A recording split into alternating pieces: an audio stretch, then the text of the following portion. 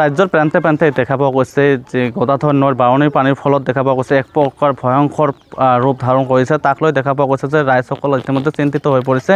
আৰু মই বৰ্তমান উপস্থিত আছোঁ গৌৰীপুৰ যি শিলাইপাৰ গদাধৰ নৈৰ যি পাৰৰ যি ঘৰসমূহ আছে পৰিয়ালসমূহ ইতিমধ্যে উপস্থিত আছোঁ। পৰিয়ালসমূহ কাষত ইতিমধ্যে উপস্থিত আছোঁ। আৰু ক'ব লাগিব যে নৈৰ বাৰণীৰ পানীৰ ফলত ইতিমধ্যে দেখা গৈছে এইসকল ৰাইজৰো বহুত সমস্যাৰ সন্মুখীন হ'বলগীয়া হৈছে। কিয়নো ক'ব লাগিব যে ক'ত যাব ক'ত থাকিব বা কি কৰিব তাক লৈ এক প্ৰকাৰ চিন্তিত হৈ পৰিছে। মই প্ৰথমে যদি ইয়াৰ যিসকল ৰাইজ আছে মই তেওঁৰ লগত এজনৰ লগত কথা পাতিবলৈ চেষ্টা কৰিম যদি সম্ভৱ হয়। পৰিস্থিতি খুবেই বেয়া। আমাৰ এতিয়া বানপানীৰ পৰা অসুবিধা হৈছে। এতিয়া কোনো MLA আমাৰ খবৰ নিয়া নাই। আমি পুৰা দুখিত। ক'তো যাবৰ ৰাস্তা নাই আমাৰ ইয়াতে। যেতিয়া বানপানী নাথাকে তথাপিও ইয়াতে অহা যোৱা কৰা ৰাস্তা চলিবিলাক স্কুলত যাব পৰা নাই। পুৰা অসুবিধা হৈ আছে। এতিয়া বানপানীত আমাৰ পুৰা অসুবিধা হৈ আছে। ক'তো মানে চৰকাৰে কোনো আমাৰ এতিয়াও মানে কি নিয়া নাই। নাৱেদি অহা যোৱা কৰোঁ। কিমান পৰিয়াল আছে ইয়াত পৰিয়াল মোটামুটি 50-60 ঘৰমান মানুহ আছে এই আমাৰ এই মহল্লাত। আৰু ইফালে আগত গাঁৱত আছে।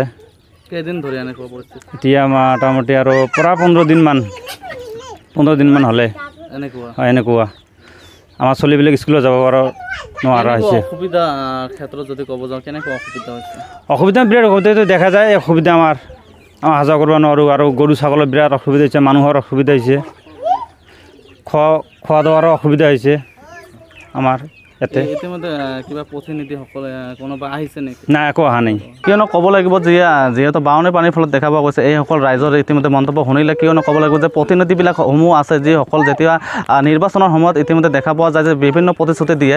আৰু প্ৰতিশ্ৰুতি দিয়াৰ ফলত যেতিয়া নিৰ্বাচনত জয়ী হোৱাৰ পিছত যিসকল প্ৰতিনিধিবিলাক আছে প্ৰতিনিধিবিলাক যি ৰাইজত যে কাষত আহিব লাগে ইতিমধ্যে যি ৰাইজে অভিযোগ কৰা মতে ইতিমধ্যে কাষত নোহোৱাৰ ফলত ইতিমধ্যে চিন্তিত হৈ পৰিছে এইসকল ৰাইজসমূহ। আৰু হয় এয়া আছিল শিলাইপাৰ গাঁৱৰ ৰাইজৰ ইতিমধ্যে মন্তব্য। আৰু ক'ব লাগিব যে নৈৰ বাৰণীৰ পানীৰ ফলত দেখা পোৱা গৈছে এক প্ৰকাৰ যে ভয়ংকৰ ৰূপ ধাৰণ কৰিছে। যাৰ ফলত দেখা পোৱা গৈছে যে এইসকল ৰাইজসমূহ আছে ইতিমধ্যে এইসকল গাঁৱৰ ৰাইজসমূহ ইতিমধ্যে যে টুলুঙা নাৱৰে ইতিমধ্যে যাত্ৰা আৰম্ভ কৰে। যে ঘৰৰ পৰা ওলালে টুলুঙা নাৱৰ পৰা যাব লাগে। যে বজাৰ ঘাট কওক যিকোনো ক্ষেত্ৰত যিকোনো কামৰ ক্ষেত্ৰতে হ'ল এই টুলুঙা নাৱৰে এক প্ৰকাৰ সিহঁতৰ যাত্ৰা। আৰু ক'ব লাগিব যিসকল গৰু ম'হকে আদি কৰি ধৰি যিসকল জীৱ জন্তু আছে সকলোৰে যে খোৱা বোৱাৰ যিসকল অসুবিধা ইতিমধ্যে সন্মুখীন হ'বলগীয়া হৈছে। যিকোনো খবৰৰ বাবে যোগাযোগ কৰক আমাৰ এই নম্বৰত 7099017330 আৰু 7099017110।